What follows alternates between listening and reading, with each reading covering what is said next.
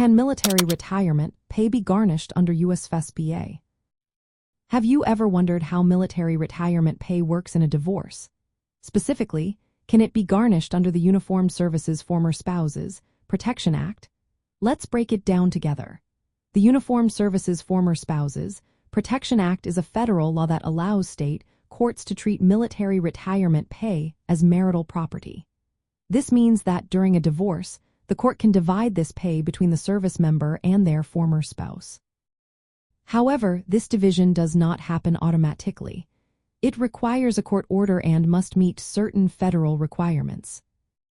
State courts have the authority to award a portion of a service member's military retirement pay to a former spouse.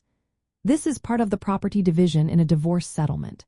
The maximum amount that can be awarded to a former spouse is 50% of the disposable military retired pay. Disposable retired pay is calculated by taking the gross retired pay and subtracting authorized deductions. Now, if there are other garnishments, like child support or alimony, there are limits to how much can be taken from the service member's pay. The total amount garnished cannot exceed 65% of the disposable retired pay. This is important for both the service member and the former spouse to understand. For a former spouse to receive direct payments from the Defense Finance and Accounting Service, there is a requirement known as the 10-10 rule. This means that the couple must have been married for at least 10 years during which the service member completed at least 10 years of creditable military service. If this rule is met, it makes the process smoother for receiving payments. Enforcement of the division and garnishment of military retirement pay is also in the hands of state courts. They can ensure that their orders are followed through the Department of Defense. This means that if a court orders a division of military pay, the Department of Defense will help make sure that the service member complies with the court's decree.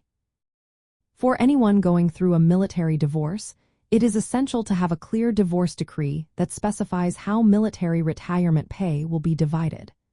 This helps in enforcing the agreement and ensures that direct payments can be made. Being aware of the 50% cap and the overall 65% garnishment limit is crucial when negotiating support and property division. Understanding these rules can help former spouses navigate the financial aspects of a military divorce.